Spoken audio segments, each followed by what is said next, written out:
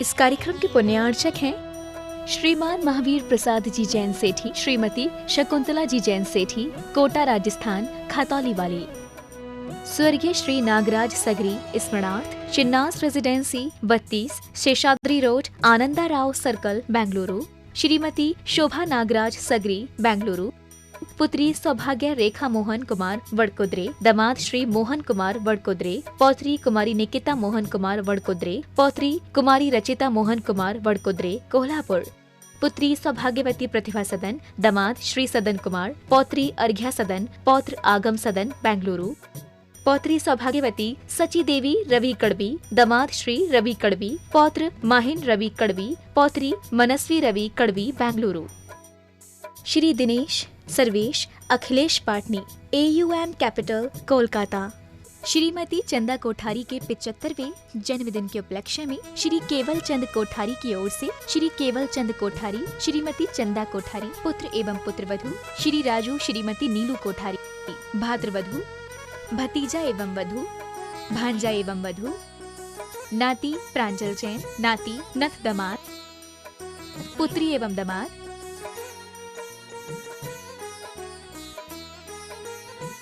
पुत्री एवं दामाद, बहनोता, नाती एवं बहू, नातिन, भाभी, भतीजी एवं दामाद, बहन।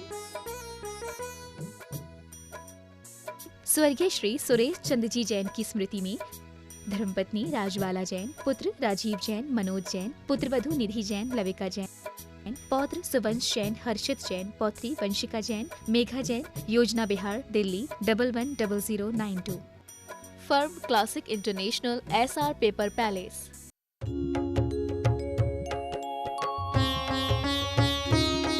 शक का समाधान। नायक प्रातः स्मरणीय संत शिरोमणि परम पूज्य 108 आचार्य गुरुवर विद्यासागर जी महामुनिराज की जय जय जय।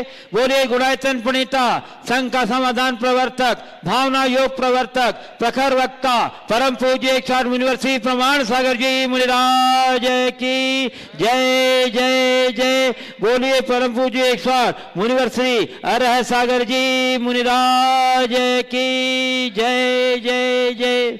प्रिय बंधुओं, जैसा कि आपको विदित ही है कि पूज्य गुरुदेव के पावन चरण जो द्रुत गति से सम्मेद शिखर जी की ओर बढ़ रहे थे, अभी हजारीबाग में रुके हुए हैं और आज उनका मंगलमय प्रवास स्थानीय बड़ा बाजार स्थित बड़ा मंदिर के निकट श्री संस्कार इनक्लेव जो सुरेश सुधा सौरभ पाटोदी का है, उसके पावन परिसर में वहाँ का प्रवास चल रहा है और उसी पावन परिसर में आज का संघ का समाधान कार्यक्रम आयोजित है।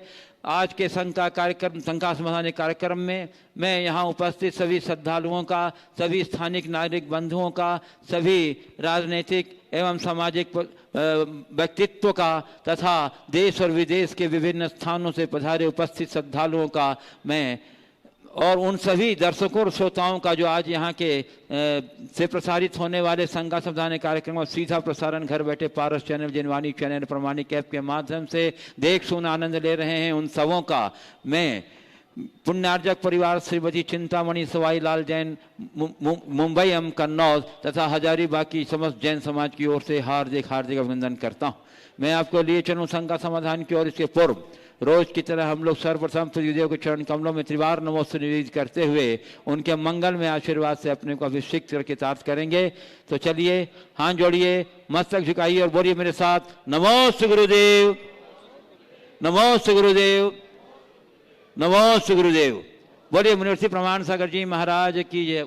बंधुओं, आज अत्यंत प्रसन्नता है कि आज हमारे बीच गुणायतन के ट्रस्टी श्री निर्मल कुमार जी भिल्लाई वाले सागर से यहाँ सब परिवार उपस्थित हैं। मैं उन्हें आमंत्रित कर रहा हूँ कि वे पधारें और गुरुवर के चरणों में नमन अर्पित करते हुए आशीर्वाद ग्रहण करें और उनके सम्मान के लिए मैं आमंत्रित कर रहा हूँ जैन जगत शिरोमणि संरक्षिका सावक शिरोमणि साविका शिरोमणि श्रीमती सुशीला जी RK मार्वल किशनगढ़ राजस्थान और उनके साथ में श्रीमती शांता जी और शिरोमणि संरक्षक श्रीमती आरती जैन कन्नौज, जो इस पूरे महापद यात्रा के पुण्यार्जक परिवार से संबंध रखती हैं, और उन्हें ये साथ में श्री सुरेश जी विनायक हजारीबाग जो गुणायतन ट्रस्टी हैं, ये सभी मिलकर सम्मान कर रहे हैं। हमारे श्री निर्मल कुमार जी किल्लाई वाले का, श्रीमती सुशीला जी, श्रीमती शांता जी आ जाएं, हमारे जो शिरोमणि संरक्षक हैं, गुणायतन परिवार की ओर से सम्मान कर रही हैं हमारे निर्मल कुमार जी किल्लाई वाले सागर का।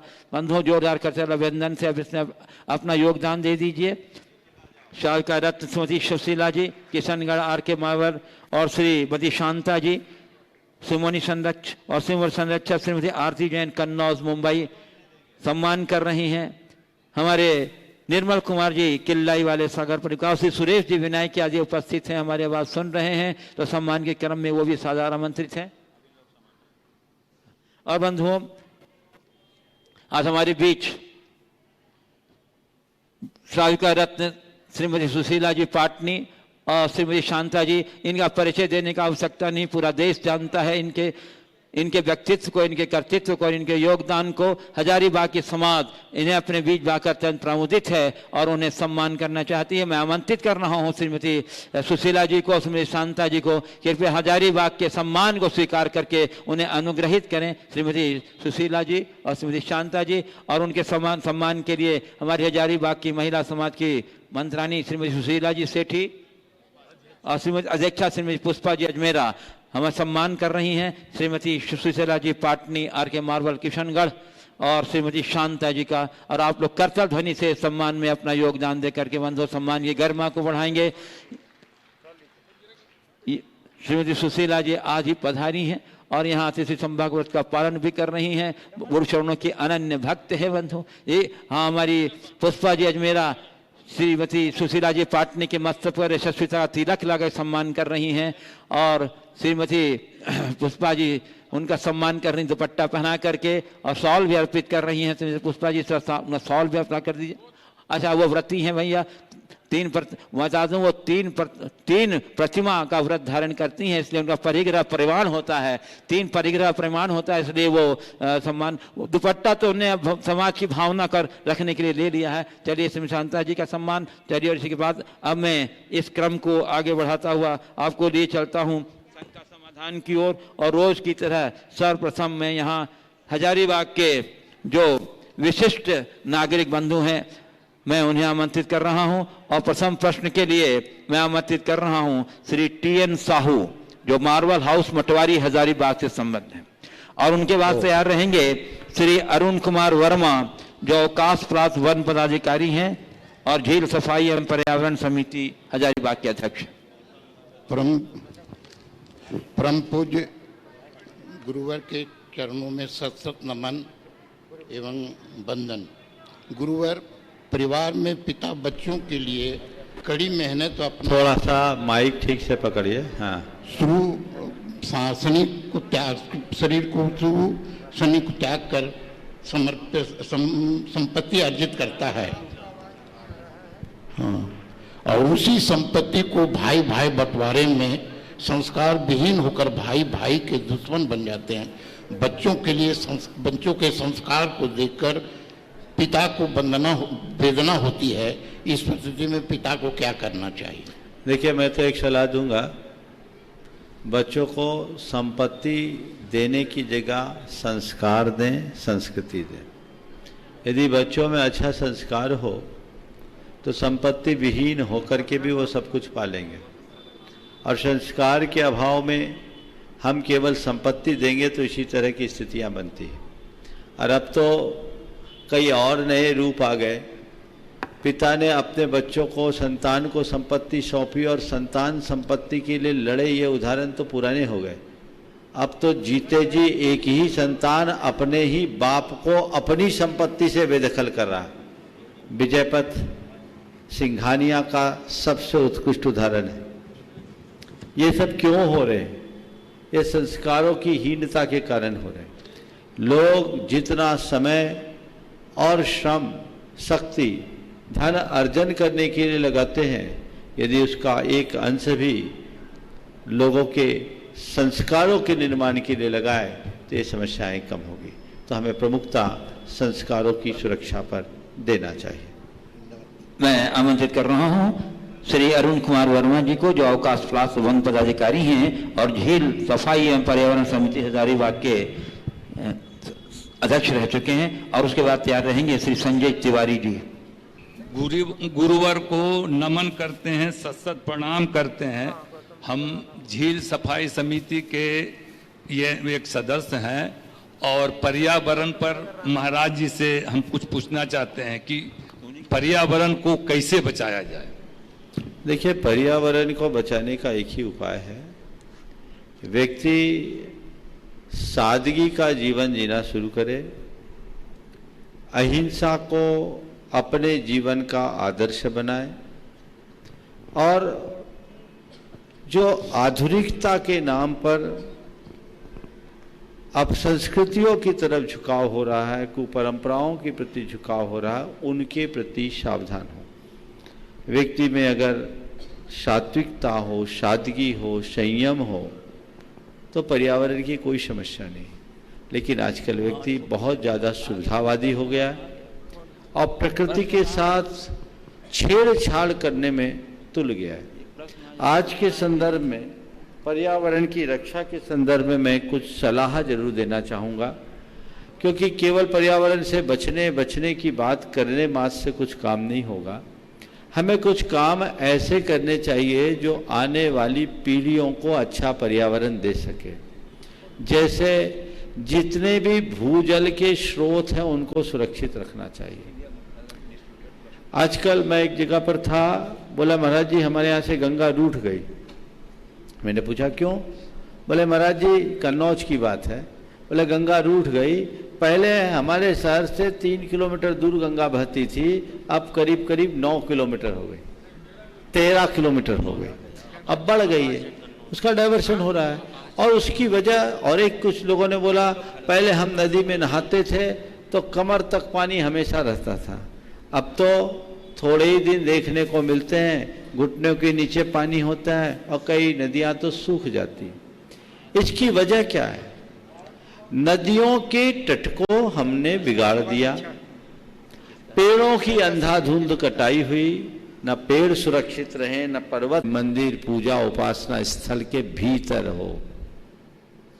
बाहर निकलो तो मैं एक मनुष्य हूं, एक मानव हूं, मैं एक इंसान हूं। केवल इतनी सी समझ विकसित हो जाए तो कहीं कोई गड़बड़ नहीं हो। हम लोगों को उस दिशा में प्रयास करना चाहिए जिसकी आज सबसे ज्यादा आवश्यकता है। पर क्या कहूं, लोग दूसरी बातों को हवा ज्यादा देते हैं और इसमें धार्मिक संस्थान जितने दोषी हैं, वर्तमान की राजनीतिक व्यवस्था भी उससे कम दोषी नहीं है। अपने निहित स्वार्थों के कारण कई जगह लोग धार्मिक कट्टरता को बढ़ाकर ध्रुवीकरण का प्रयास करते हैं, उससे सामाजिक वैमनस्य होता है। हमें बहुत व्यापकता से सोचने की जरूरत होगी। परस्परोपग्रहो जीवानाम के आदर्श को आत्मसात करना होगा। जियो और जीने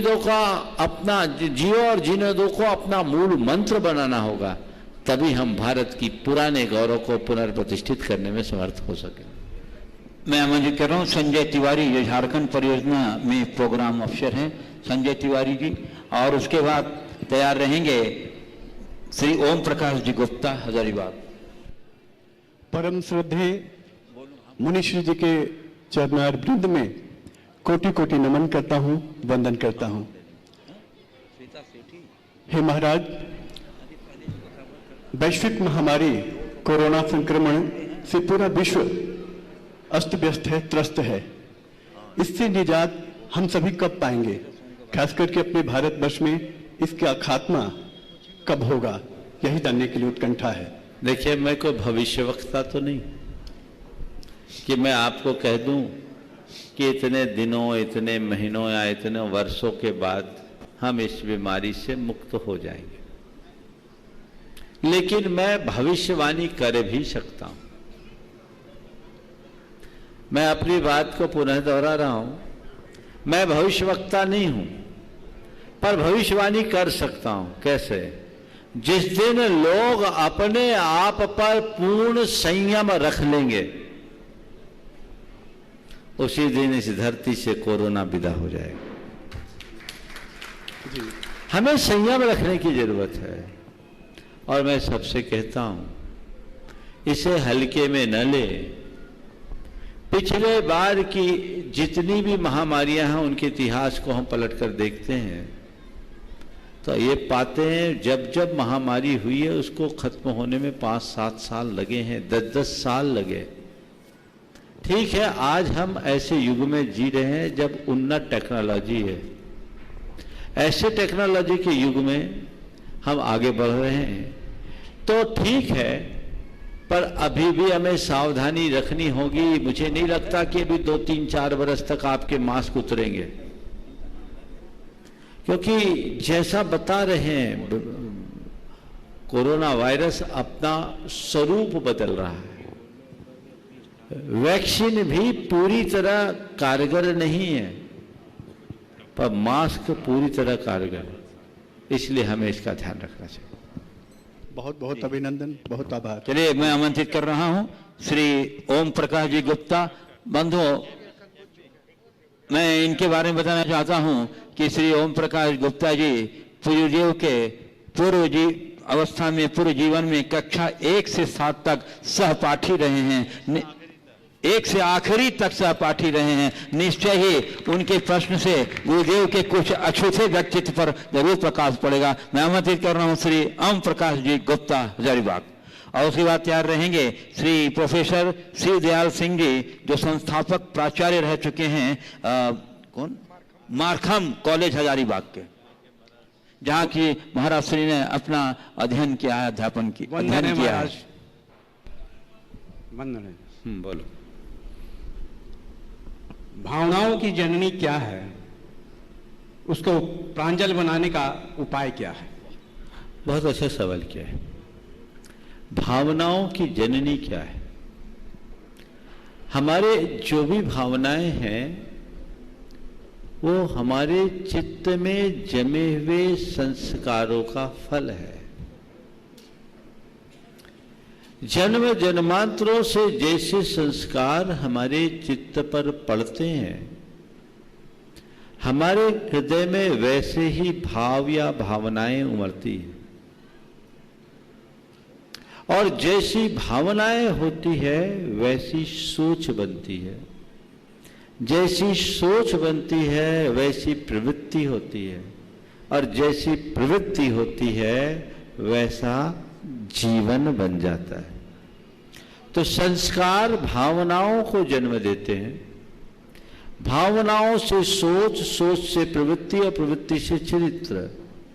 आपने पूछा है भावनाओं को प्रांजल या निर्मल बनाने का रास्ता क्या है, तो मैं तो ये कहूंगा जल को सुधारो। संस्कारों को अगर हमने सुधार लिया, हमारी भावनाएं बदलेगी, भावनाएं बदलेगी तो सोच बदलेगी, सोच बदलेगी तो प्रवृत्ति बदलेगी, और प्रवृत्ति बदलेगी तो चरित्र भी बदलेगा। तो अपने अंदर के संस्कारों को हम कैसे बदलें? भावना योग उसका श्रेष्ठतम माध्यम है। हम अपने सबकॉन्शियस माइंड में जैसा हम होना चाहते हैं, जो हम पाना चाहते हैं, जैसा हम बनना चाहते हैं, उन बातों को बार बार दोहराएं और वैसा अनुभव करें। इतना दोहराएं, इतना अनुभव करें कि उनके संस्कार हमारे चित्त में फीड हो जाए, हमारे सबकॉन्शियस माइंड में जम जाए, ताकि वही हमारे कॉन्शियस माइंड के माध्यम से हमारे व्यवहार में आ सके। तो हम जो होना चाहते हैं उसको बार बार दोहराएं, उसकी भावना भाएं। हमारे यहाँ बहुत पुरानी उक्ति है, यद भाव्यते तद भवति। हम जैसी भावना भाते वैसा होता है। तो जो हम पाना चाहते, जो हम होना चाहते, उसको बार बार दोहराएं, बार बार दोहराएं, बार बार दोहराएं, इतना दोहराएं, इतना दोहराएं, इतना दोहराएं कि वो हमारे चित्त पर स्थायी रूप से जम जाए। अभी जन्म जन्मांतरों से काम के, क्रोध के, लोभ के, मोह के संस्कार हमारी चेतना में जमे हुए हैं। और उसका ये परिणाम है कि वे ही संस्कार हमारे भावों में प्रकट होते हैं और उससे हमारा चिंतन और वैसी हमारी प्रवृत्ति बन जाती है। उस संस्कार को बदलो।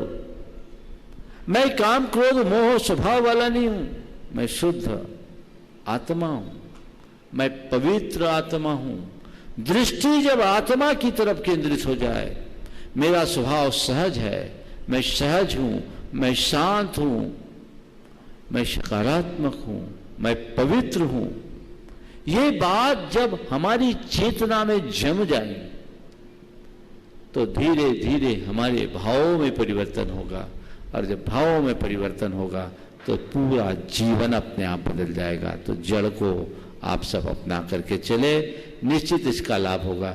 आप लोग भावना योग के विषय में बहुत बात भी कर रहे हैं। कई लोगों ने मुझसे अलग से भी निवेदन किया कि महाराज भावना योग का लाभ मिले। अब देखो भाई, कल तो होली है, कुछ हो नहीं सकता।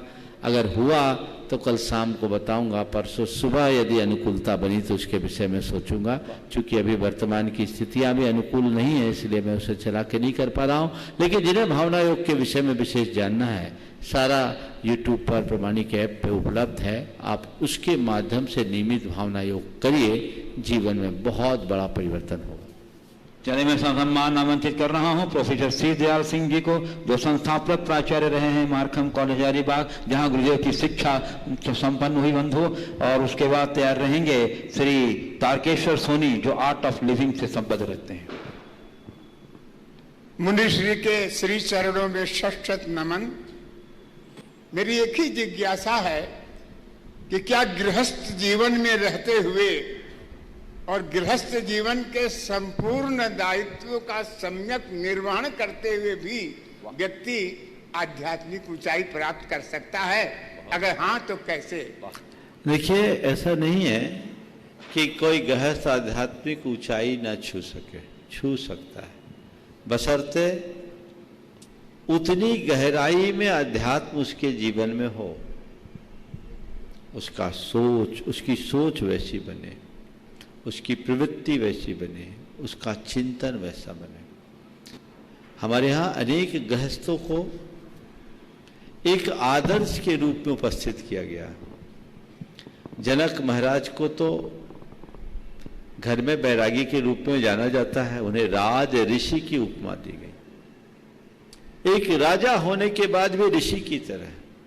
जैन परंपरा में भरत चक्रवर्ती के विषय में कहा जाता है, भरत जी घर में ही बैरागी, जिन्हें अपने जीवन का वास्तविक तत्व ज्ञान होता है, हृदय में वैराग्य होता है, वे सब कुछ करते हुए भी न करने जैसी स्थिति में आ सकते हैं।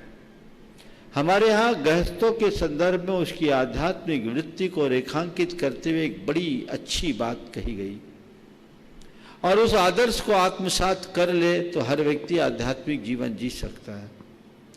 कहते तुम्हें जो करना है करो, पर होश से करो, अपनी समझ को ठीक बना के रखो। आध्यात्मिक होने का मतलब कुल यही है।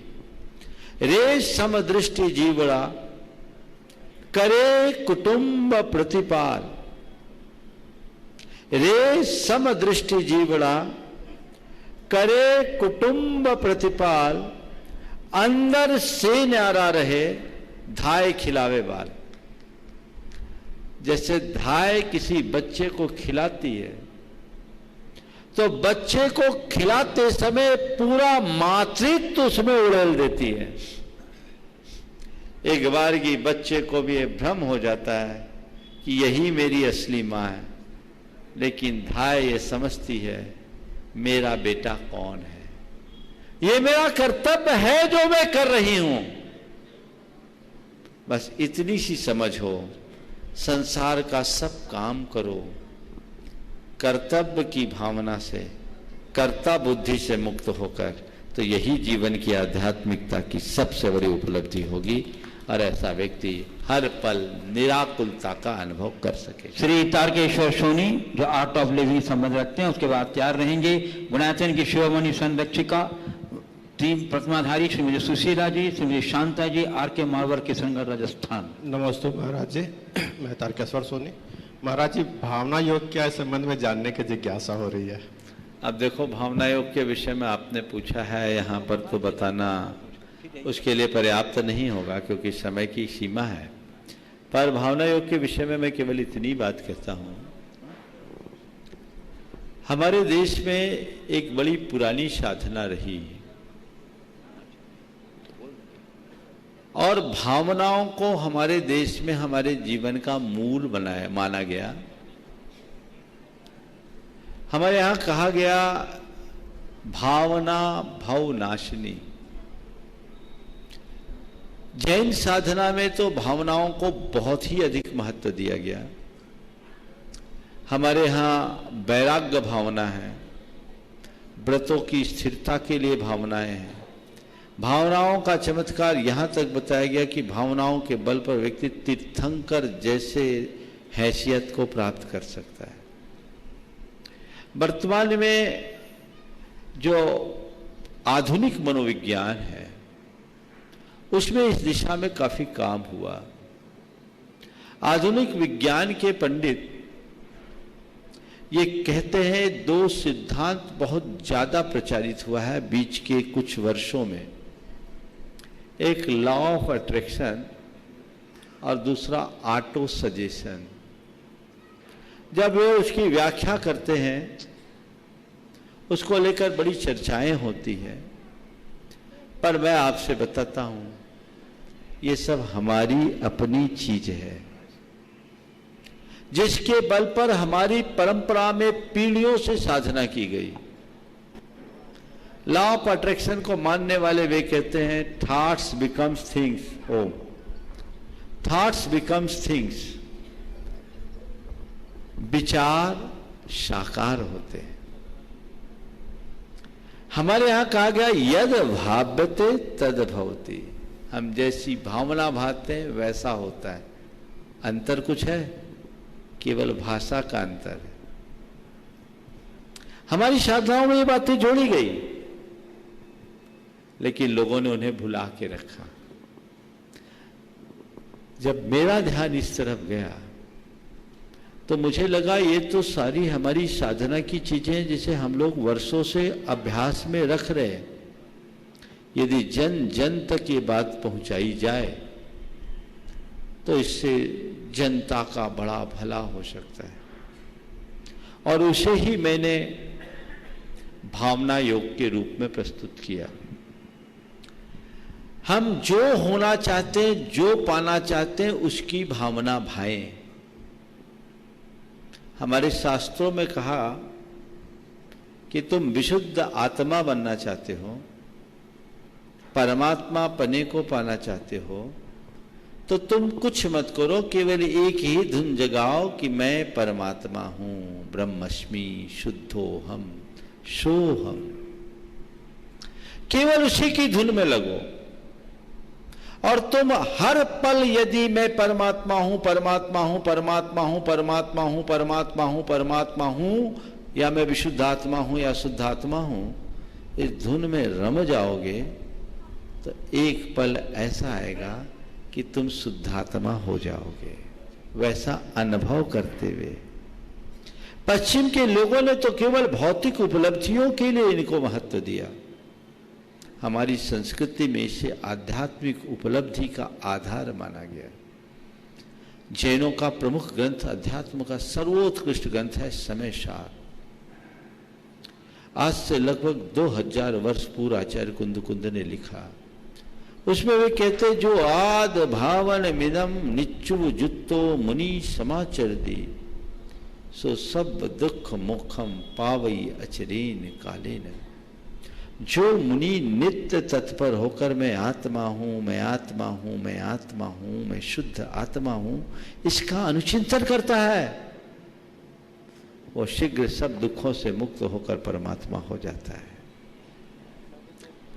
मैंने इसे ही आधार बनाया और उसके आधार पर उसके 4 चरण हैं। विस्तार से चर्चा करूंगा तो समय जाएगा। इसी तरह ऑटो सजेशन की बात, जिसे हम आत्म सुझाव के रूप में कहते हैं, आजकल बहुत सारे लोग अफर्मेशंस के नाम में जाते हैं।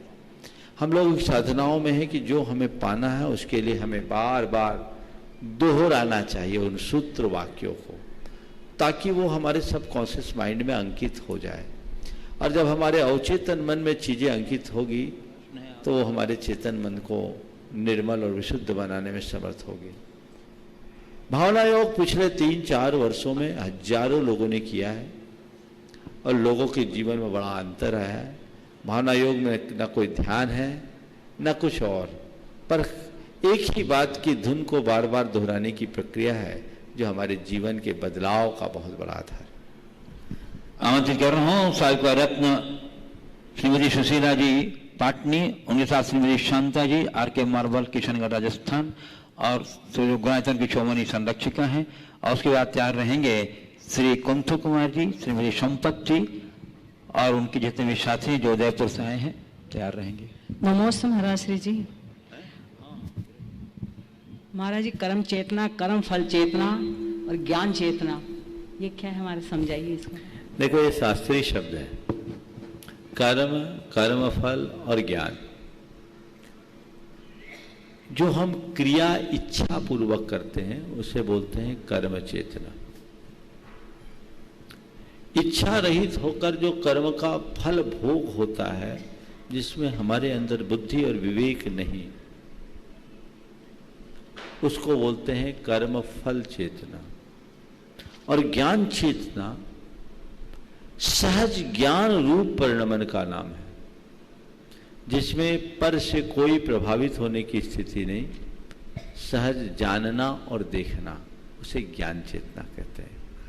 ज्ञान चेतना वीतराग परमात्मा में होती है। हम सभी संसारी प्राणियों में कर्म और कर्म फल चेतना है, क्योंकि हम जो भी प्रवृत्तियां करते हैं वो इच्छा पूर्वक करते हैं, इसलिए वो हमारी कर्म चेतना है। और कर्म फल को हम भोग रहे हैं, इसलिए कर्म फल चेतना है, उसमें हर्ष विषाद भी हो रहा है। तो हम सामान्य प्राणियों में कर्म और कर्म फल चेतना है, बीच राग परमात्मा में ज्ञान चेतना। अच्छा महाराज जी, एक छोटी सी बात कि मैं सबसे ये कह रही हूँ कि आपका हजारीबाग में प्रवेश हुआ, इन लोगों का कितना पुण्य है कि आपने जन्म लिया और आपका बचपन यहाँ निकला, और आप आज इस योग्य आग इतने आप बढ़ गए कि आप सबके पूजनीय बन गए। तो मैं इन सबसे कह रही हूँ कि जब महाराज जी का प्रवेश हो तो कम से कम आप सब सम्मेद शिखर जी में पहुँचे, क्योंकि सम्मेद शिखर जी में महाराज का 5 साल बाद में प्रवेश हो गया, 6 साल हो गए, तो सबको बहुत अच्छा लगेगा, सजल बाग के लोगों को। देखो सुशीला जी, इनका क्या पुण्य है मुझे नहीं मालूम, पर मैं अपना पुण्य मांगता हूं कि यहां से निकल गया। कोई पुण्य ही मेरे साथ आया कि गुरु कृपा बरसी, मैं यहां होता तो इनका क्या होता, इन्हीं की जगह मैं भी बैठा रहता। बहुत सारे लोग हैं जो मेरे साथ पढ़े हैं, मेरे साथ खेले, यहाँ बैठे, मैं भी उन्हीं में शामिल होता।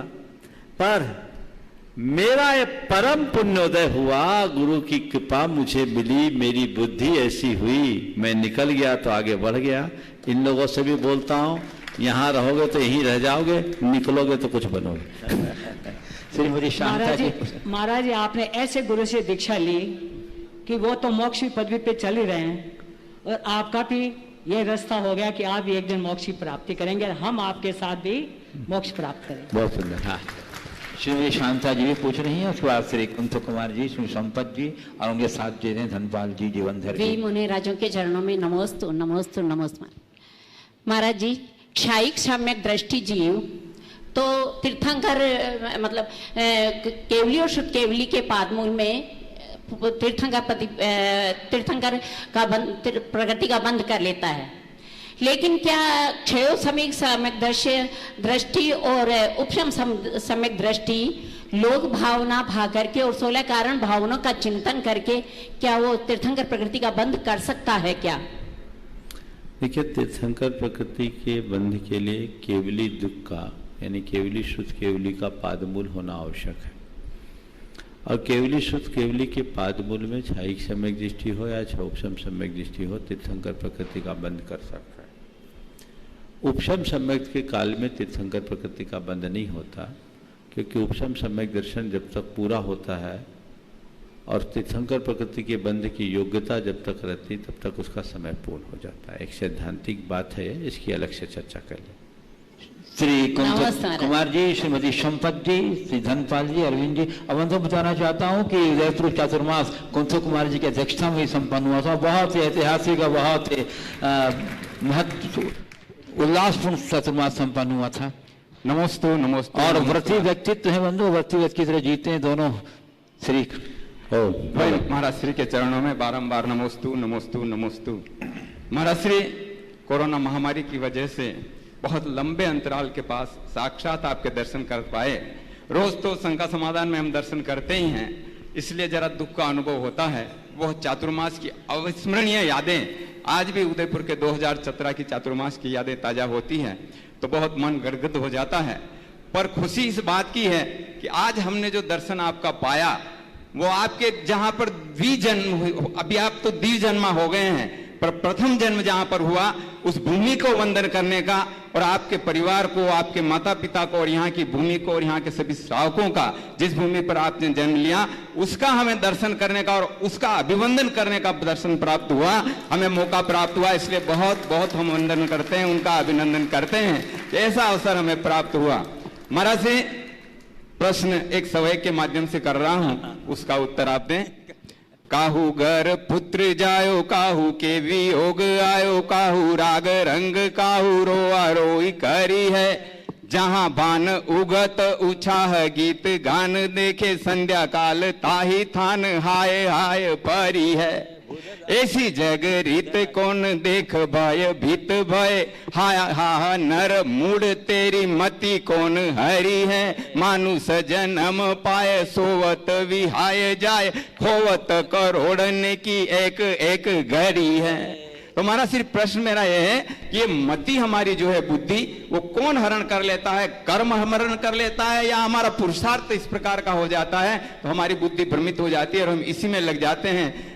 बहुत अच्छा सवैया आपने पढ़ा है। उसका सार यही था कि हमारे जीवन में हर पल उत्थान पतन, संयोग वियोग, हानि लाभ का प्रसंग घटता रहता है। उसे हम निकटता से देखते और महसूस भी करते हैं, लेकिन उसके बाद भी जीवन के यथार्थ की तरफ हमारी दृष्टि क्यों नहीं जाती?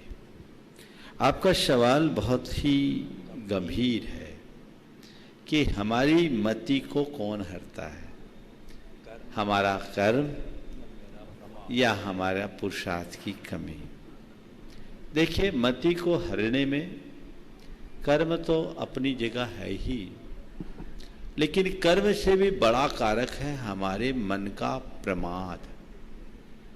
यदि हम अपने मन के प्रमाद को दूर कर ले तो हम अपनी मति को काफी कुछ फेर सकते हैं। कई बार ऐसा आता है कि अच्छे निमित्त आते भी हैं, पर हम अपने प्रमाद के कारण उन्हें भुला देते हैं, टाल देते हैं। संस्कार ऐसे जम जाते हैं कि जो हमें करना चाहिए वो नहीं कर पाते।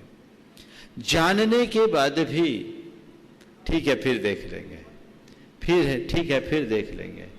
इस सभा में विराजित एक भी व्यक्ति ऐसा नहीं होगा जो धर्म और अधर्म की समझ न रखता हो। है कोई ऐसा व्यक्ति? सबको पता है धर्म का फल क्या है और अधर्म का परिणाम क्या है, सबको पता है। धर्म और अधर्म के विषय में एक छोटा सा बच्चा भी समझ रखता है, लेकिन करता क्या? ठीक है बाद में करेंगे, थोड़ा रुक कर करेंगे, अभी चलने दो। ऐसा तो होता है। ये है हमारे मन का प्रमाद, ये आलस है। इसे संकल्प के बल पर दूर किया जा सकता है। यदि हमारे हृदय में सत्संकल्प जग जाए तो हम अपने जीवन का काया पलट कर सकते हैं। नमोस्तु महाराज जी, जैसा आपने जगाया। संपत जी एक प्रश्न पूछ लें, बाकी लिस्ट बहुत लंबी चौड़ी है गुरुदेव। पूज्यवर वात्सल्य गुरुवर के चरणों में बारंबार नमोस्तु। ये अभिमन्यु पूज्यवर गुरुवर के चरणों में बारंबार नमोस्तु। नमोस्तु महाराज जी, नमोस्तु। महाराज श्री, सुधरना और बिगड़ना व्यक्ति के स्वभाव से होता है, कर्म से होता है, माहौल से होता है या दृढ़ क्षेत्र काल से होता है? सुधरना और बिगड़ना संस्कार से, कर्म से, माहौल से या दृढ़ क्षेत्र काल? हाँ, देखिए, सुधरना और बिगड़ना दोनों बातों पर निर्भर करता है। जिसका जैसा भवितव्य होता है उसका जीवन वैसा बनता है, जिसका जैसा भवितव्य होता है वैसा तो उसका जीवन बनता ही है। लेकिन हमारे भवितव्य को बनाने और बिगाड़ने में बाहर का निमित्त भी बहुत काम करता है। इसे आप माहौल, परिवेश या द्रव्यक्षेत्र काल भाव को के रूप में देख सकते हैं। अगर एक व्यक्ति के पास अच्छे संस्कार भी हैं पर गलत संगति मिल जाए तो वो बिगड़ जाता है। गलत संस्कार में फंसा हुआ व्यक्ति यदि अच्छी संगति मिल जाए तो बदल भी सकता है। हमारे यहाँ एक बड़ी पुरानी उक्ति है, संसर्गजा दोष गुना भवंती। हमारे जीवन के सारे दोष और गुण संसर्गजन्य होते हैं। ये इस बात का प्रमाण है कि हमारे जीवन के बिगाड़ और सुधार में संगति, माहौल, परिवेश का बहुत महत्वपूर्ण स्थान है। इसलिए हमें चाहिए कि हम हमेशा ऐसे निमित्तों का आश्रय लें जिससे हमारा जीवन बने, निखरे, बिखरे नहीं, बिगड़े नहीं। ये प्रयास हमारा होना चाहिए। हाँ, कुछ चीजें ऐसी होती है जो व्यक्ति में स्वयं जन्मजात संस्कारों के रूप में होती है। वो कहीं भी चले जाए उसके अंदर कोई बिगाड़ नहीं होता, वो पक्का होता है। लेकिन ऐसे लोग बहुत कम होते हैं। जो परिपक्व अवस्था को प्राप्त कर जाते हैं उनके लिए बिगाड़ सुधार में बाहरी निमित्त काम नहीं करता। लेकिन जो प्रारंभिक अवस्था में जीते हैं वे बाह्य निमित्तों से बेहद प्रभावित होते हैं। मैं एक घटना सुनाता हूं। दो भिक्षुक भिक्षा लेके लौट रहे थे। रास्ते में नदी पड़ी। एक बुजुर्ग थे, एक युवा। उफनती नदी में एक युवती बहती हुई दिखाई पड़ी। युवा भिक्षु एक पल का विलंब किए बिना उसमें छलांग लगा दिया और खुद तैर कर उस युवती को पार लगाया, नदी के किनारे आया, उसे लिटाया, उसके पेट का पानी निकाला। उसका शरीर ठंडा हो गया था। अपने शरीर के गर्म स्पर्श से उसे चेतना और स्फूर्ति दी। उसके साथ वो लेट गया। बुजुर्ग साधु भुन भुनाना शुरू कर दिया, ये तो भ्रष्ट हो गया, ये गया काम से, ये जवान लड़की के साथ ऐसा कर लिया, उसके ऊपर लेट लिया, उसका आलिंगन कर लिया, गया, भ्रष्ट हो गया। आया गुरु के पास जाकर उसने सारी शिकायत कर दी। गुरु ने उससे बुलाया, क्या तुम्हारे बारे में ये कहा गया सही है? बोले गुरुदेव, मैं खुद आपके पास ये निवेदन लेकर आ रहा था, इन्होंने जो कुछ कहा मैंने बिल्कुल वैसा किया है, वो सही है। ऐसा क्यों किया? गुरुदेव, मेरे पास इसके अलावा कोई उपाय नहीं था, उनका प्राण बचाना था, मुझे तैरना आता था और मुझे कोई युवती दिखी नहीं, मुझे एक डूबती हुई एक मानवता दिखी, मैं उसे बचाने के लिए निकल गया। गुरु ने कहा ठीक है, कोई बात नहीं, जाओ, मेरा आशीर्वाद। दूसरे दिन जब भिक्षाचरी की बात हुई, भिक्षा लेने के लिए उसी गांव में जाना था, तो बुजुर्ग साधु ने कहा मैं जाऊं? कहा तुम मत जाओ।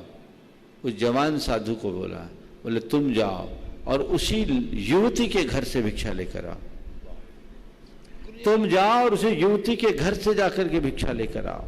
वो बुजुर्ग साधु भिक्षुक हैरान हो गया। बोले गुरुदेव, आप ये क्या कर रहे हैं? ये जवान उसके यहाँ जाएगा, ये भ्रष्ट हो जाएगा, ये तो कल भ्रष्ट हो गया। बोले ये कुछ नहीं होगा। बोले कैसे? बोले एक काम करो, एक नारियल लाओ। नारियल रखा, बोले इसको फोड़ो। फोड़ा तो वो नारियल दो टुकड़ा हो गए। जैसे नारियल को फोड़ा, नारियल के दो टुकड़े हो गए। गुरु ने दूसरा नारियल दिया, बोले इसको फोड़ो। फोड़ा तो साबुत गरीगोला निकल गया। पूछा ये बताओ, इसका रहस्य बता सकोगे? पहला नारियल क्यों फूट गया और बाद का गरीगोला क्यों निकला? बोले गुरुदेव पहला नारियल कच्चा नारियल था इसलिए फूट गया, और बाद का नारियल पक्का नारियल था, गरी गोला बन करके निकल गया। तो गुरु ने यही समझाया, मैं तुमसे केवल इतना ही कहना चाहता हूँ, जो कच्चा होता है वो टूट जाता है, और जो परिपक्व होता है वो अटूट बना रहता है। तुम आज कच्चे हो और वो परिपक्व हैं, कच्चे से परिपक्वता की ओर बढ़ो। समझ गए? इसलिए परिपक्व व्यक्तियों के लिए ये सब चीजें कोई अर्थ नहीं रखती। नमोस्तु गुरुवर, नमोस्तु। नमोस्तु नमोस्तु महाराज, नमोस्तु महाराज। धनपाल जी पूछ रहे हैं। हाँ जी संक्षेप में बस। हाँ। गुरुदेव, प्रथम तो मैं आपको प्रणाम करते हुए मेरी जमीन की मिट्टी को नमस्कार करता हूँ, क्यों आप मेरे से गुरु मिले हैं। अब मैं प्रश्न पूछ लेता हूँ, डायरेक्ट पूछ लेता हूँ महाराज। ये धर्म जो कहते हैं, धर्म धारण करो, धर्म धारण करो, मेरे समझ में आया, लेकिन धर्म की कई परिभाषाएं आगे हम बता दी है। कोई कहता है रत्नत्रय धर्म है, कोई कहता है वस्तु स्वभाव धर्म है, कोई कहता है चारित्र धारण करो धर्म है, कोई कहता है जीवों पर दया करो धर्म है। ऐसे कई तरह की परिभाषाएं महाराज सी आती है। धर्म धारण तो मेरे समझ में नहीं आता, धर्म आखिर वस्तु क्या चीज है? आपके प्रश्न की व्याख्या करूंगा तो पूरा समय चला जाएगा। आज मेरे पास समय की कमी है, कुछ अतिथिगण आए हैं, एक लाइन में बोलता हूँ, अधर्म न करना ही धर्म है। चलिए मैं आमंत्रित कर रहा हूँ भैया अभिमन्यु जी हजारीबाग को, और भैया अभिमन्यु जी हजारीबाग आप उसको दीजिए मेरे को। और उसके बाद आज हमारे बीच माननीय एसपी महोदय हजारीबाग से श्री एस कार्तिक जी, और हजारीबाग सदर के एसडीओ माननीय श्री विद्याभूषण जी पधारे हैं। वो सम्मान करेंगे हम उनका, और उनसे जिज्ञासा भी प्रस्तुत करवाएंगे गुरु के चरणों में। बोलो अभिमन्यु। सर्वप्रथम गुरु आपके चरणों में मेरा प्रणाम। हम सब जो आज के इस परिवेश में जो जीवन काट रहे हैं, इसमें धर्म को हम लोग किस तरह से निभाएं कि जिससे हमारे और हमारे समाज का कल्याण हो। देखिए, धर्म को तो हमें अपने जीवन की श्वास बनानी चाहिए। जैसे हवा और पानी के बिना हम जी नहीं सकते, वैसे ही धर्म के अभाव में हम सही जीवन जी नहीं सकते। बस इतनी समझ बन जाए तो हम अपने जीवन को बदल सकते हैं, वो हमारे जीवन का अंतरंग तत्व बने। हम धर्म को घंटे 2 घंटे की क्रिया में समेटने की कोशिश न करें। हम धर्म को अपने जीवन का अंग बनाएं, और इस तरह से बनाएं कि वो हमारे प्रत्येक विचार और व्यवहार में प्रतिबिंबित हो। उपासना का धर्म बड़ा सरल है, पर धर्म को आत्मसात करना एक साधना है, और वह जो कर लेता है उसका पूरा जीवन निर्मल हो जाता है। हमें वही करना चाहिए। धन्यवाद। बंधु, अत्यंत प्रसन्नता है आज संघ का समाधान के इस लोकप्रिय कार्यक्रम में हमारे बीच हजारीबाग सदर के सुप्रिंटेंडेंट ऑफ पुलिस माननीय श्री एस कार्तिक यहाँ उपस्थित हैं। मैं हजारीबाग समाज की ओर से आपका हार्दिक अभिनंदन करता हूँ। पुलिस हाँ है, और उनके पहले सवाल कर लीजिए। पहले सवाल कर लीजिए।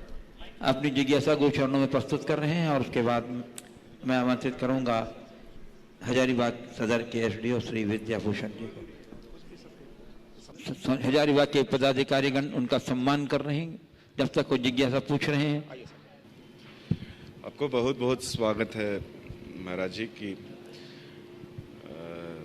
अच्छा है कि आपसे मिलने के लिए आज एक मौका मिला है, तो इसलिए हम आपको विजिट करने के लिए आए। बहुत बहुत धन्यवाद। चलिए, हाँ, सम्मान कर रहे हैं हमारे हजारीबाग के सभी राजकुमार जी अजमेरा जो कार्यक्रम संयोजक हैं, पवन अजमेरा जो महामंत्री हैं हमारे हजारीबाग समाज के बंधु, और सम्मान कर रहे हैं हमारे राजकुमार जी अजमेरा, उनके मस्तक पर यशस्वी तरह तिलक लागे सम्मान कर रहे हैं। बंधु, अपने व्यस्ततम प्रशासनिक क्षणों से भी समय निकाल करके आपने दिया है महाराज ने। और उसके बाद मैं आमंत्रित करूंगा हजारीबाग के सदर एसडीओ श्री विद्याभूषण जी को।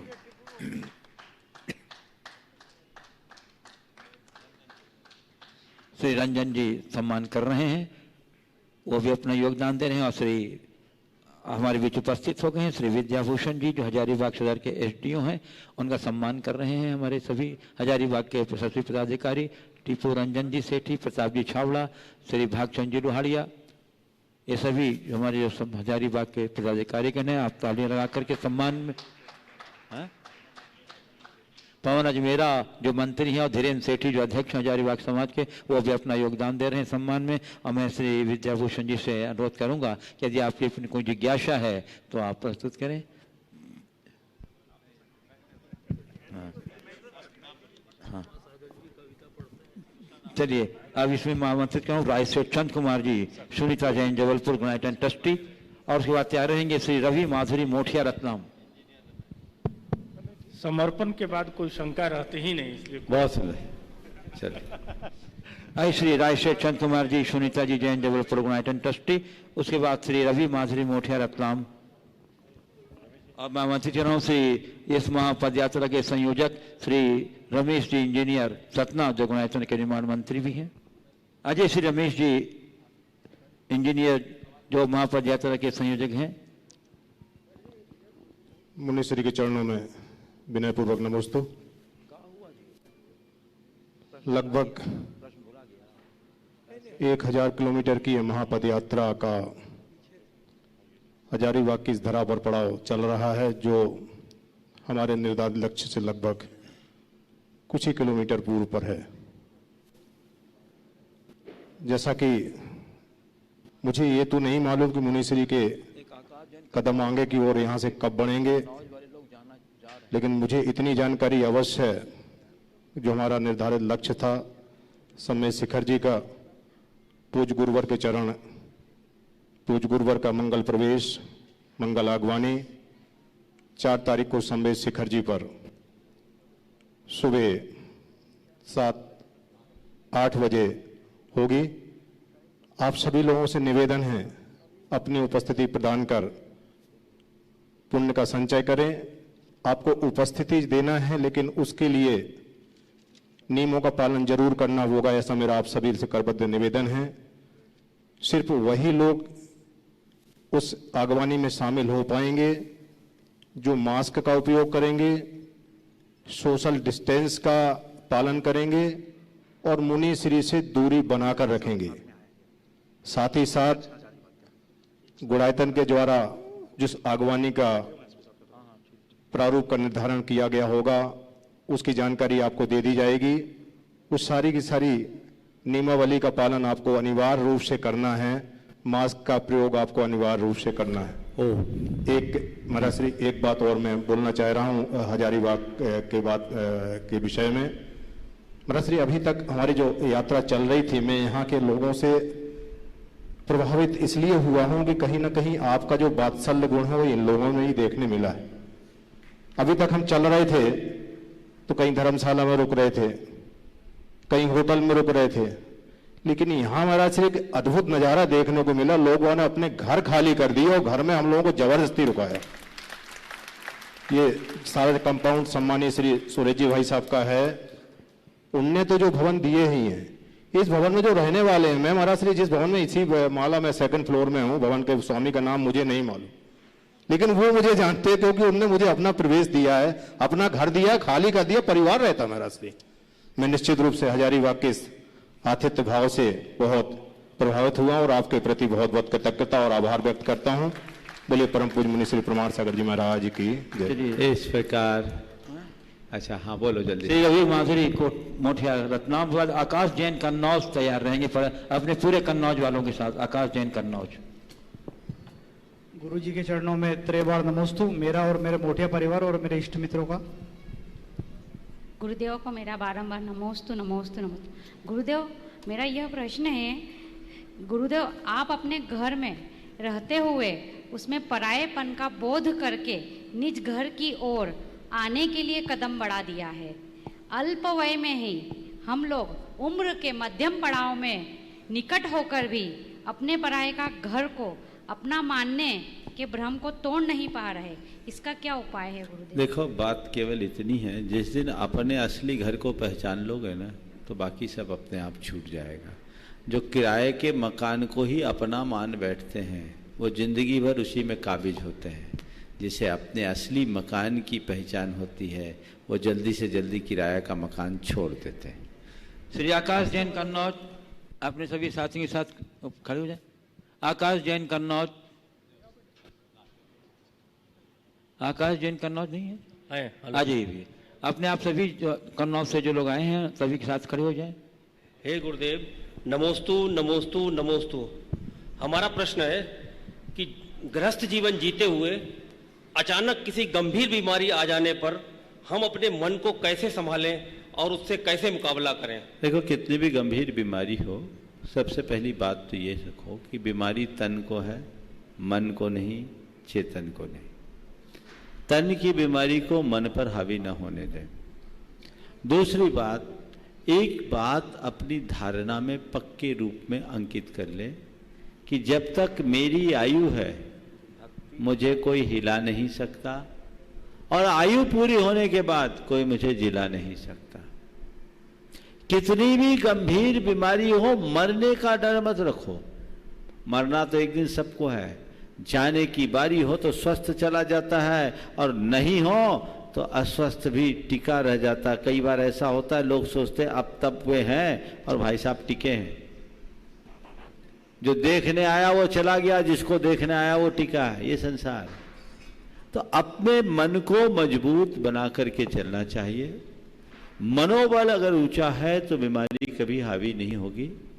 जो भी मेडिकल एड है वो लेना चाहिए और मेडिकल एड लेने के साथ साथ अपनी आत्म जागृति बना के रखना चाहिए, तभी हम इनसे मुक्ति पा सकेंगे। समय आप सबका हो गया, यहीं पर विराम। बोलिए परम पूज्य आचार्य गुरुवर श्री विद्यासागर जी महाराज। बोलिए परम प्रमाण सागर जी महाराज की।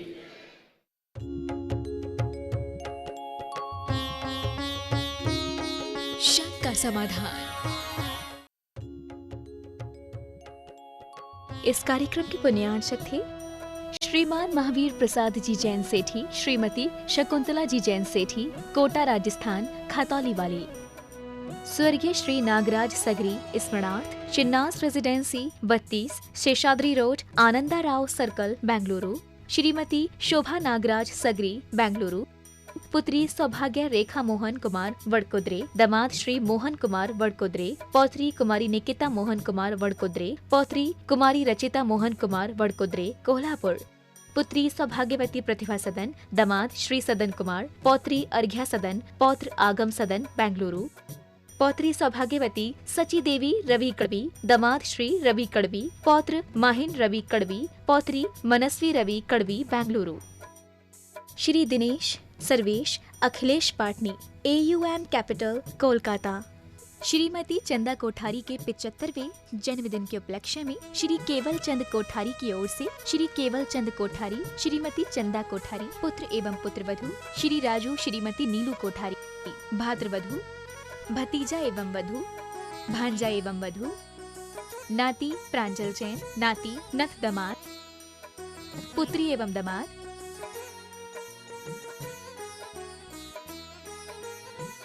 पुत्री एवं दमाद, बहनोता, नाती एवं बहू, नातिन, भाभी, भतीजी एवं दमाद, बहन। स्वर्गीय श्री सुरेश चंद जी जैन की स्मृति में धर्मपत्नी राजबाला जैन, पुत्र राजीव जैन, मनोज जैन, पुत्रवधू निधि जैन, लविका जैन, पौत्र सुवंश जैन, हर्षित जैन, पौत्री वंशिका जैन, मेघा जैन, योजना Bihar, Delhi 110092। Firm classic international, SR paper palace.